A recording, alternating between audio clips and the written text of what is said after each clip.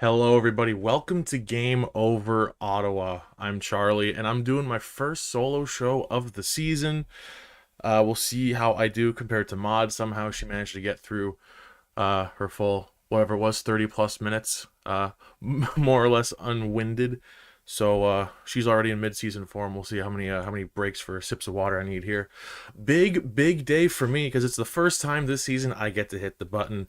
In back-to-back days, the Sens win 5-2, which means that the Tampa Bay Lightning just got Sens.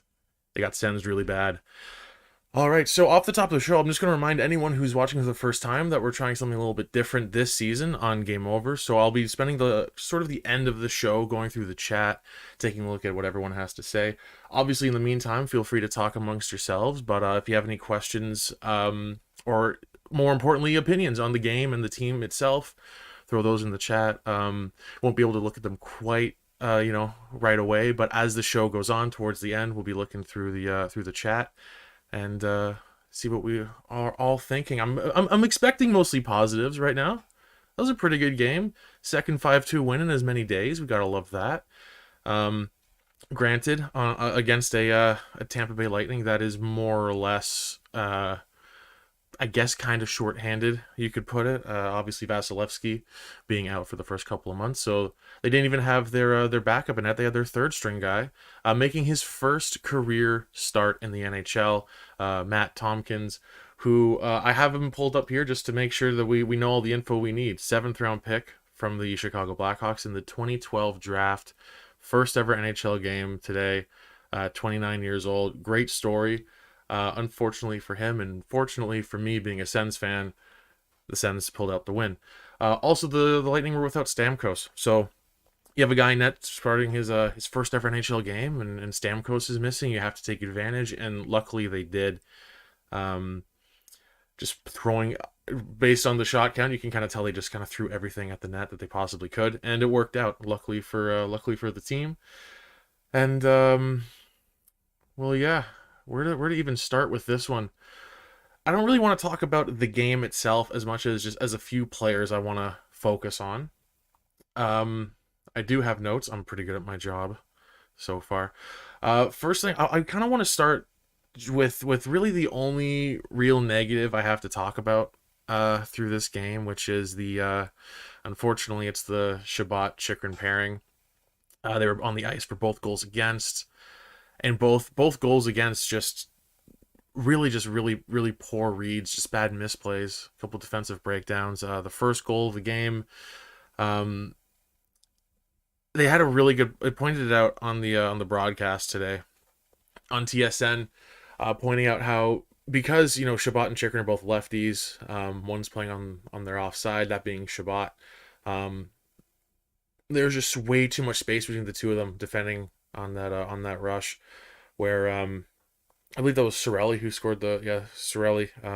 Chabot was trying to cover two guys on his right side, and Chychrun on the left covering one guy, and Chabot maybe committed to the wrong one of the two players on his side. Cirelli breaks through, scores a really nice goal. And then the second goal as well, which was Tanner Jeannot. Just on a play where Chabot was just kind of hanging out on the right side of the net, not really moving at all, just kind of watching what was going on. And Chychrun was in front of the net, but he kind of, I think Jeannot more or less kind of shoved him out of the way, and it worked. And it kind of left two Lightning skaters alone in front of Korpisalo. So because of those defensive breakdowns, I don't really hold Korpisalo accountable for either one of those goals. You'd maybe like to see his save percentage a little bit better than where it's at. Obviously, he gave up two kind of stinkers in the season opener against the Hurricanes, but I can't really hold too much against him in this one. I hold the top pair on defense much more accountable than him. But other than that, pretty much only positives to talk about today, which is great. I'm loving that. So what we got to talk about first and foremost on the positives is Vladimir Tarasenko scoring his first goal as an Ottawa Senator. Really great play by Ridley Gregg as well on that one. a pass to him between the legs, basically from the crease, and somehow Tarasenko has the space and the time to go skate to stick and put it in. Really, really nice goal. Tarasenko, multiple point game for him today, just like it was yesterday. So several Ottawa Senators with back to back multi point games for this weekend, which is great to see. Um, and then of course, yeah, on just like I was saying, Tarasenko with multiple points. He had a fantastic read behind the Tampa goal line, where he great little takeaway. I don't remember who it was on Tampa that lost the puck to him there, but great read by Tarasenko, and he finds Mathieu Joseph, fires it in. Also, Mathieu Joseph, we're going to talk about him in a little bit. Um, but yeah, phenomenal game from Tarasenko. Great goal and great read on that play to get to Mathieu Joseph there. So shout out Vladimir Tarasenko, first of hopefully 30 plus this season. Love to see it. And then Brady Tkachuk. We got to talk about Brady Tkachuk. I'm going to get into Mathieu Joseph after that. Brady Tkachuk with his second 2-goal game in as many days. He's just. I feel like I do this every time I talk about Brady on the show. He's so good. He's so good. He just is. He's so good. That play on his first goal, he was pushing into the offensive zone, tried to take a shot. Radish on the Lightning blocked it. I don't even know what you call that. A rebound off the defender. Brady gets the puck from his own blocked shot, fires it in while he's falling down. Unbelievable. Love to see it. Brady is a monster. I tweeted earlier tonight that he's going to score 40 this year. It really feels like that. And I mean, a lot of people point out that he scores a lot of his goals by just shoveling it in front of the net, but he's got a shot. He's got a shot, and we saw that tonight. And his second goal, I mean, come on. I think that was Sanderson finding him on a long pass from the defensive end, and Tkachuk just is flying through the offensive zone and tucks it between Tompkins' legs. Just a beautiful goal. Would not look out of place for a goal that Stützle or Tarasenko score. So all that to say, Brady's got some hands. And just a really impressive game from Brady as well in this one. And then let's talk about Mathieu Joseph, because Mathieu Joseph is he's making it really hard to trade him. I think he's making it just about impossible to trade him, especially if teams are still looking for that sweetener. Because obviously, since Shane Pinto isn't signed, you got to move out some salary. And at the time, during the summer, Mathieu Joseph seemed like the guy to move out. Just being out of anyone in the bottom six, he was the one making the most money. Yeah, he's a defensive player first, but even then, his goal totals and point totals weren't great last year. And I think it's safe to say he had an off year last year, and I think we're definitely seeing proof of that now. But what a phenomenal start to the season for Joseph. And even if he wasn't, to be honest with you, even if he wasn't on the scoreboard, even if he didn't already have 2 goals, he's just so noticeable out there, which is kind of a weird way to say that someone's playing really well, like you're noticing them. Like you can also notice someone making a lot of mistakes, but he's just been so good out there. Like he's flying. I don't know if I can say I forgot how fast he was, but I definitely was not appreciating his speed in the offseason while I was thinking about ways to get Pinto on the roster. He's so fast. And he's so dangerous. And if he can keep the shot up that he's doing now, his shots, he's so good. As a third line option on the top PK, he's great. And I by no means do I think, he was the guy to move to make room for Pinto because he's not a good player. So the whole point of the whole thing being said about how teams wanted a sweetener with him to take on that contract is so silly, I think, because he's so good. It's just what happens when you have no cap room, and teams know you have no cap room to sign someone. They're just going to get as much out of you as they can. So at this point, I don't know who goes. I don't know who goes because Pinto needs to be on this team, and it needs to happen in the next week or so. Otherwise, they're in deep, deep shit. Um, but yeah, Mathieu Joseph with a phenomenal game again. Um, I I don't know what you do. I don't know what you do at this point. And if you have any ideas, if you have an opinion on this, please put it in the chat, and we'll take a look at it later on in the show. Speaking of, while I'm speaking to you directly, folks watching, if you could leave a like on the stream, it would be much appreciated. Really helps us out.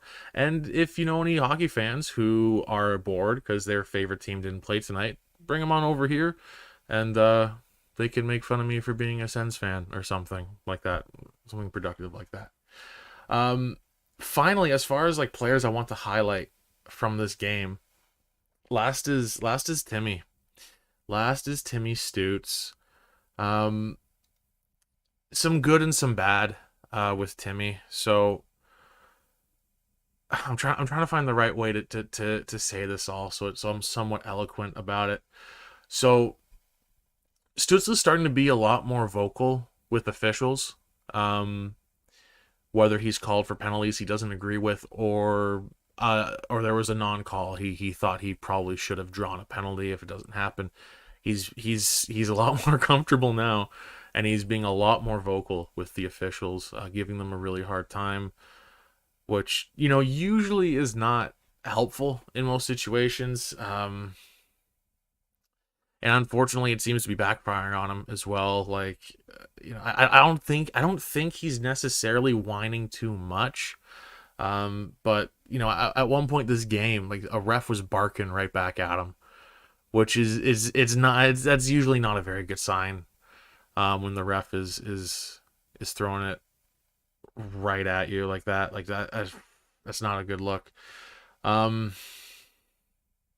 yeah, I don't think he's anywhere near, as far as like a player referee relationship goes. I don't think he's anywhere near like a Michael Bunting or anything like that, to the point where he's gonna start getting shoved off the ice.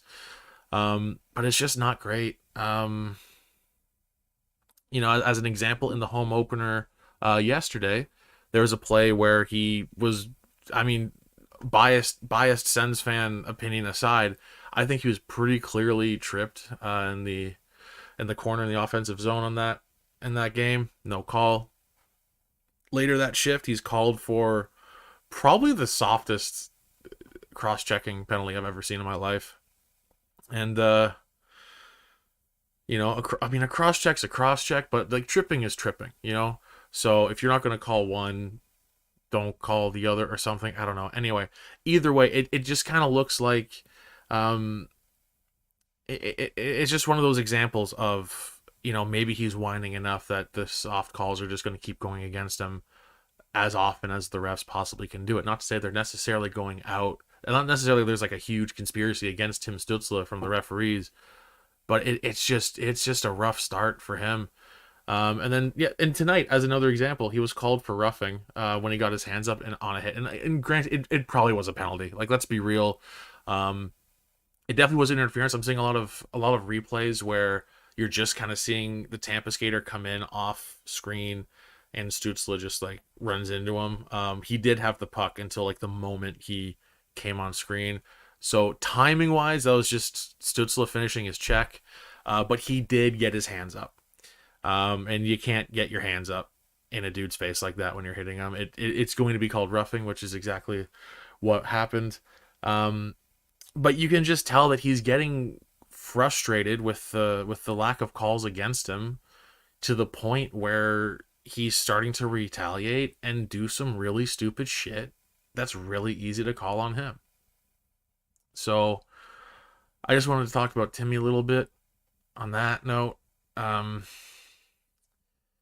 I'm not super worried yet, but it's definitely worth keeping an eye on. And it's a double-edged sword, right? It sucks to see that he's getting tripped all over the place, and there aren't calls against him on those, and then he comes back around and does either the softest cross-checking call of all time, like against the Flyers, or he's getting mad to the point of getting his hands up in a hit and doing some stupid shit, which was rightfully called against him.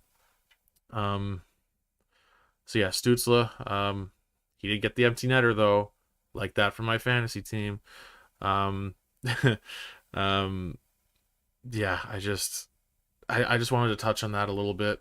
That's another thing too. Not just Mathieu Joseph. What do you think about Tim Stützle's relationship with the refs, and how worried are you about it? Granted, only 3 games in, or 3 games into the season. Don't want to overreact to anything, but it is a little. It's not fun so far.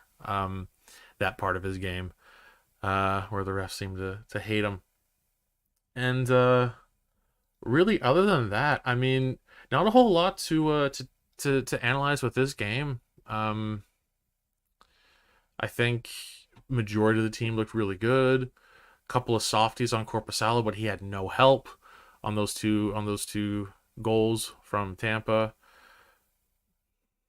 So majority of the team looked really solid, I think. Granted, it is like I said at the top of the show, it's Tampa with a goalie who's playing his first ever NHL game at 29 years old and missing Steven Stamkos. So while I don't want to let and also it's Tampa who is we have to I mean, I'm going to sound like a Leafs fan when I'm saying this. Tampa has to fall off eventually. I mean, obviously it was a first round loss for them last year, but they still made the playoffs. You got to think 3 years of going to the Cup final in a row, just that much extra hockey, and as they're getting older, it's got to take a toll. So I don't want to take Tampa lightly, but I don't want to act like the Sens just took out a Stanley Cup contender with, it's an aging team missing a top 3 player. Well, two top 4 players, I guess. I don't know how you would set up the hierarchy um, on that team, but Vasilevsky and Stamkos both being out on a team that you're probably going to be fighting with for a playoff spot. It's also entirely possible Tampa just is incredible this year, because that's just what they do. They never fall off.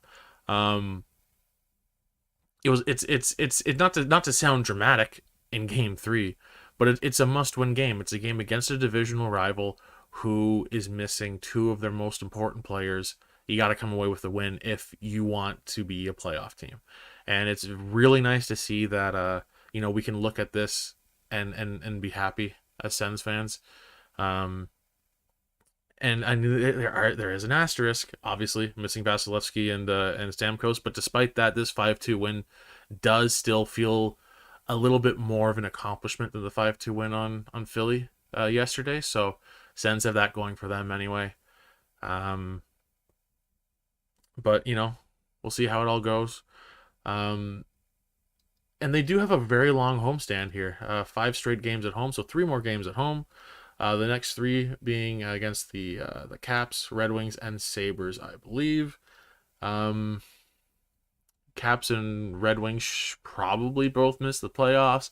Buffalo is right there with Ottawa. They'll be fighting it out for sure. So a couple more games you should win if you're the Sens on this homestand, especially with just how awful they've been to start the season the last however many years. I know we're still in October and it's mostly a November curse, but it's good to stay on top of things and get as many wins in October as you can, especially if you're expecting to lose a whole bunch in November like the Sens have. So just really, really nice to see them put it all together here, get a nice win, back-to-back 5-2 wins at home for the opening weekend in Ottawa. And honestly, if it weren't for the fact that the Chabot Chychrun pairing was pretty rough, I have no complaints about this game whatsoever. So all in all, really, really positive about the team right now, and I'm loving it. I'm loving it. Sens are back, baby. 2-1 to start the season. So gotta love that. And I think at this point, I'll switch over to the chat here, see what you guys are talking about.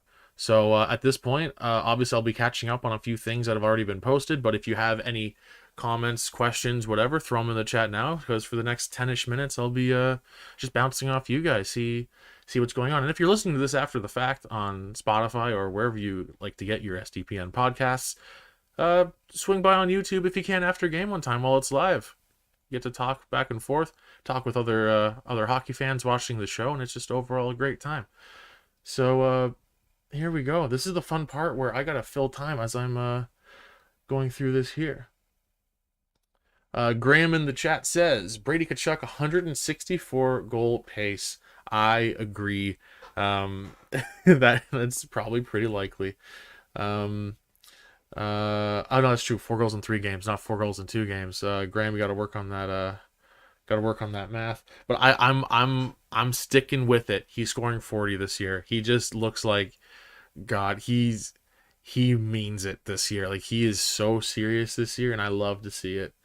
Um, uh, Deltago says Deltago, Delta Go. I'm assuming. I don't know why I read it like that. I know everyone wants Pinto back, but Chartier has been solid defensively as his replacement. I agree. Defensively, especially Chartier, definitely makes me feel a little bit better about the depth on the PK, because on the PK you got Joseph and Kelly, and I think they're doing a great job as the top unit. And on the second unit, it kind of thins out past that. So I definitely agree that he's improving the PK. And if God, that's depressing. If Pinto rejoins the team, I would probably actually send down Kastelik over Chartier at this point. I mean, obviously it's 3 games in. Either one of those guys, it's a lot of this right now, right? It's such a small sample size, especially for depth players. It's tougher to judge them. But at this point, I would keep him on the team over Kastelik just because I feel better about him being on the PK. Um, do do do do do. I also, while I'm looking for stuff in the chat here, I also want to bring up the fact that um, it's so. I mean, and again, small sample size, so I don't I don't want to jump the gun here a little too early. But Ridley Gregg's looked so good. Ridley Gregg has looked so good, and if you told any Sens fans that in back-to-back seasons the second line center, at least to start out the season, would be a rookie. Last year, obviously being Shane Pinto, and this year Ridley Gregg playing second line minutes. It sounds like a nightmare, and I mean in reality, it kind of is, because it just means that Josh Norris isn't playing at all, and Shane Pinto has been out. But all things considered, the Sens being stuck with a rookie as a second line center has kind of more or less, knock on wood, um, worked so far. So I just also want to give Ridley Gregg a quick shout out, because he's doing a great job. Just like Shane Pinto, being thrown into a role he probably shouldn't have to be playing. So good on Greg. Um, let's see. Yeah, completely agree. Completely agree. Completely agree with Quinn on this one. Can't replace Joseph's PK time easily. Absolutely not. That dude is number one penalty killer on the team. Again, so tough to figure out what to do with that. Um, let's see here. Keep Joseph, trade Kubalik. Now, that's interesting.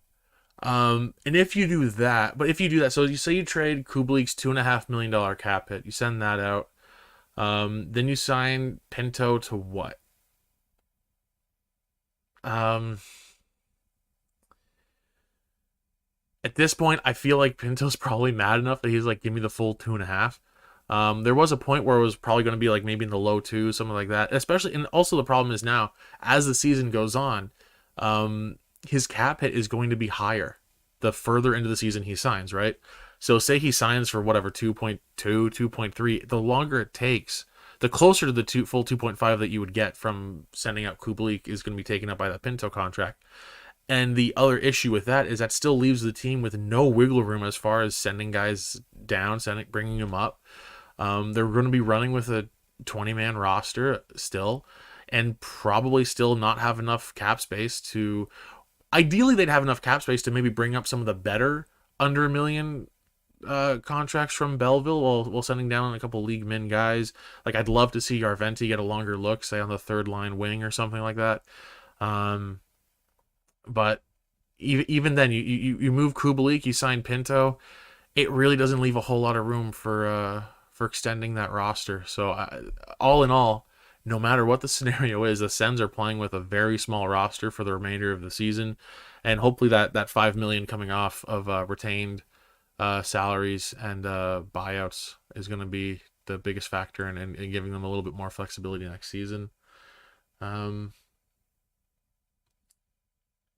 Tarasenko effort in the defensive zone has been awesome to see, and I think that's an extremely that's from Devin, by the way. I think that's a very underrated part of the way he's played the last couple of games. He's been getting on the score sheet, and that's all anyone cares about. Granted, I mean that's all. To be fair with everyone else who thinks this way, that's what I'm thinking too. I think that's the most important part of his game. If he can put up a bunch of points, I don't really care how he's playing defensively, but it has been nice to see him um, being a little bit responsible as well. Um, and from Fluffy Canuck, sends a bold would have let that game catch up to them and outright lose. It's a nice change of pace, absolutely. Um, this is maybe kind of a negative way of looking at it, but last year especially the second period was kind of kryptonite for the Sens. Like anytime you'd see them come out in the first and just have a great start to a game like they did in this one. By the end of the first, I think shots were 17-3 for the Sens. So anytime you see the Sens have a really really hot start in a game and they would come out in the second period and it looked like they forgot to rest or something, like the other team would always have just like so much more gas than them. Um, and It was a net even period. 1-0 lead going into the second, and then heading into the second intermission with a 3-2 lead. So all in all, it was a net even, and maybe you'd like to see them, extend their lead in the second period instead of losing it or just maintaining it. But I'll take maintaining it over the over the alternative that we've seen for the majority of last season. So I'll call that a win. I'm going to call that a win. Um, from CJ in the chat here. Stützle and Bunting are different, way better player. Definitely needs to be careful, but at some point I honestly think the refs will be told off by the league.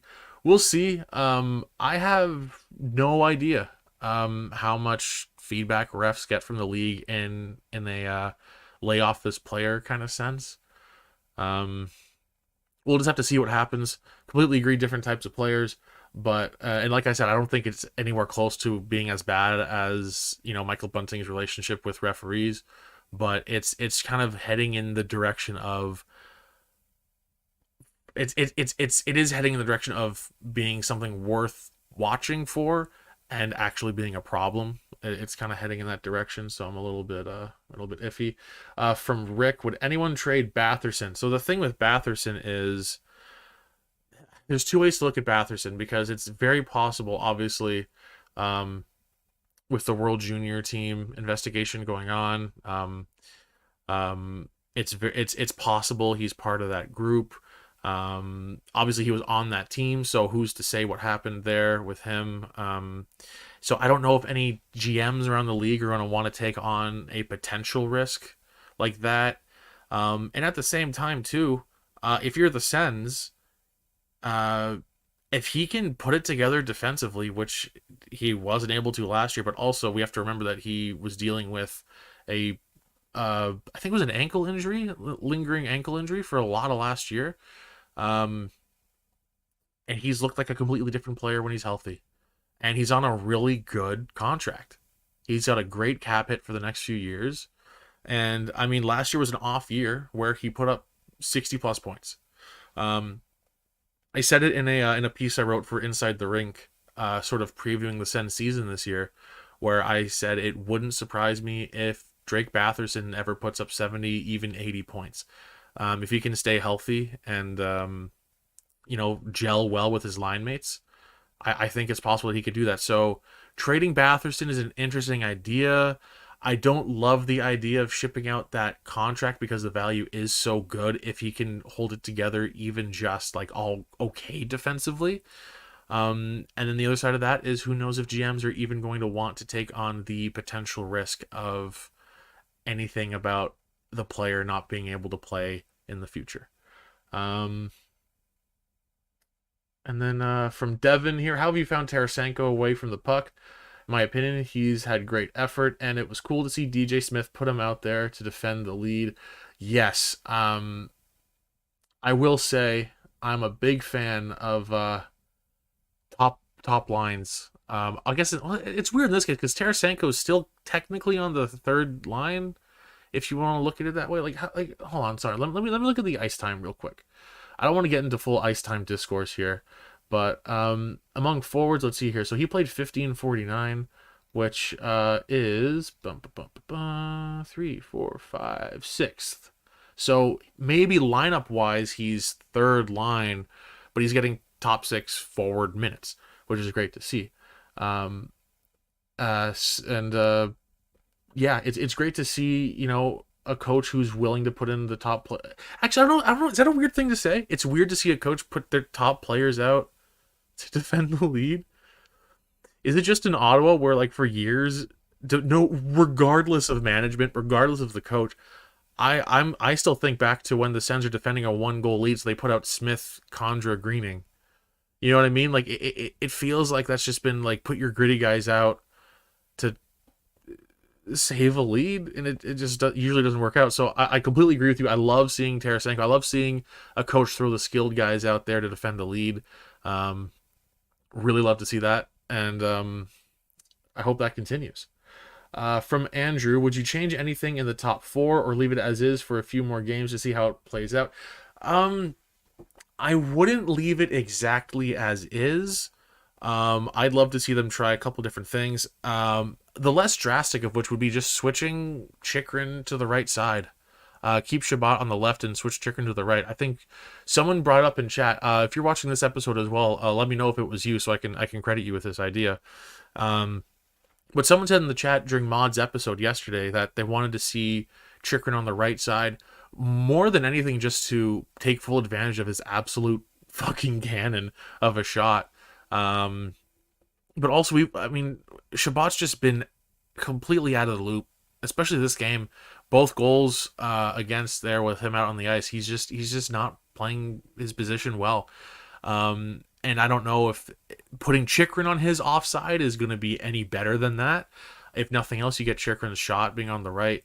If you're doing something a bit more drastic and switching it up, I would love to see a... I don't know, actually. I think maybe you just go back to Chabot Zub and try out Sanderson Chychrun with... I guess that would still... You still have to put someone on the offside, right? So, I guess my...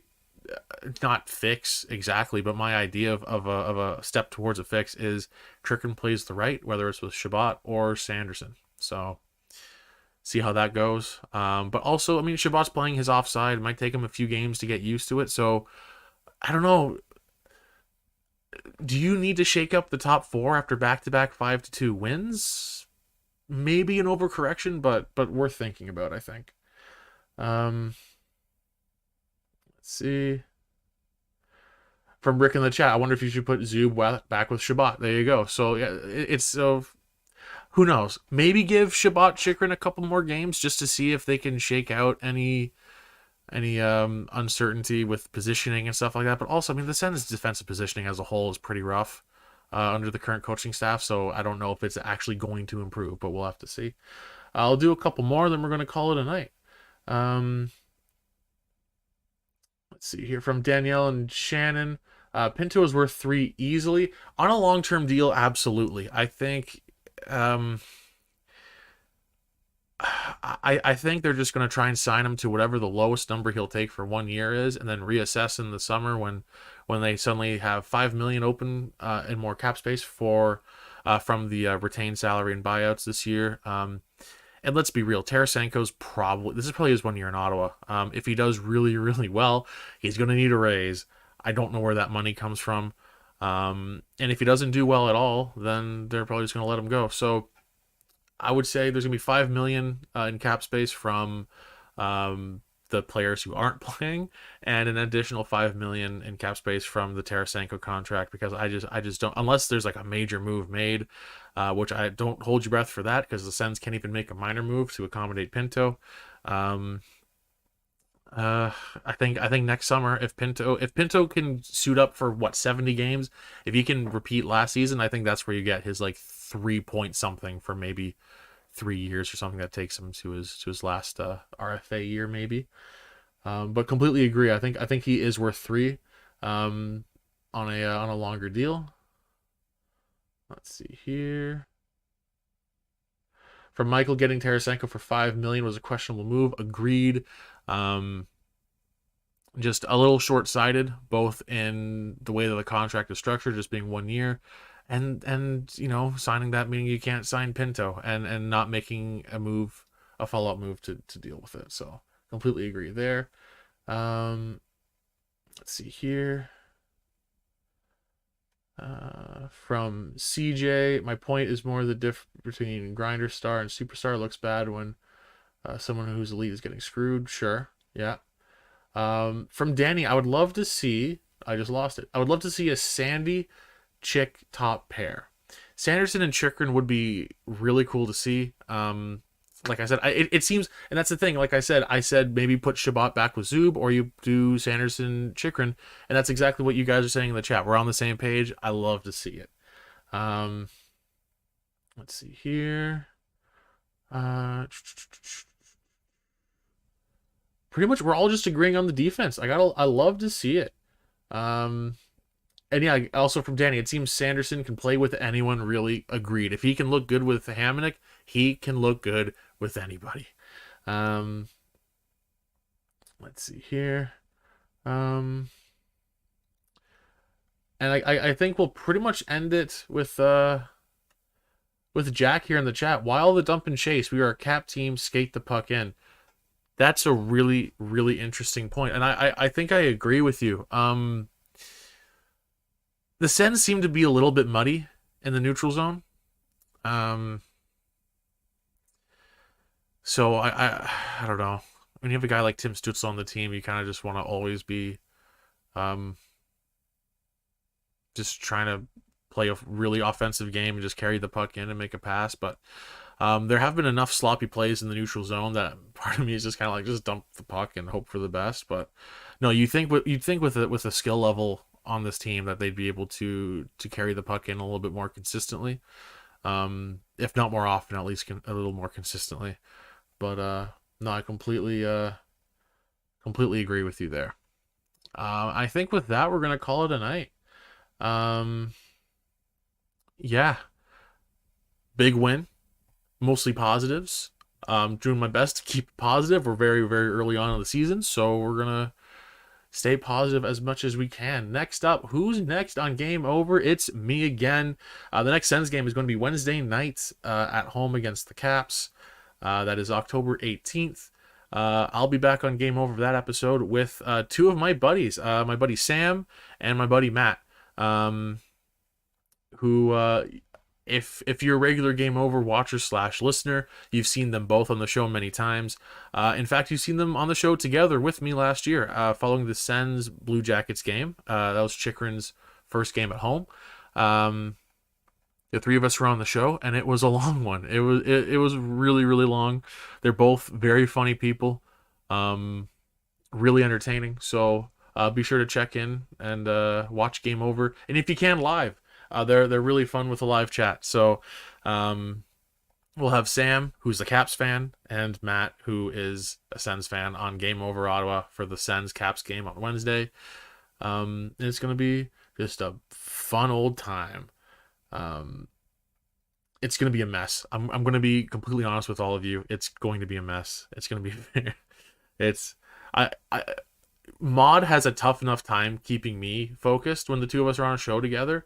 So me being the complete scatterbrain rambler that I am with those two guys, it's going to be a complete mess of a show. We're going to start talking about something, and 5 minutes later, we're going to be 5 subjects past that. So we'll see how it all goes. Maybe not the most organized episode, but it will be a very entertaining one. So I highly recommend you tune in for that one. And let's go for 3 straight for the Sens. You know what? I'm so excited about this. You know what? I'm gonna hit the button again. I'm hitting the button again. That's what you do. Back-to-back 5-2 wins in as many days. Boom. 5-2. 5-2. Gotta love it. All right, and with that, I'll sign off for the night. So thank you all for watching so much. Really appreciate it. Please, if you're checking out the video after the fact, like the video. Really, really helps us out. Helps out the network. Helps out our show especially. And would love to catch you live in the next one. So thanks again for watching. Go Sens, go, and on to the Caps.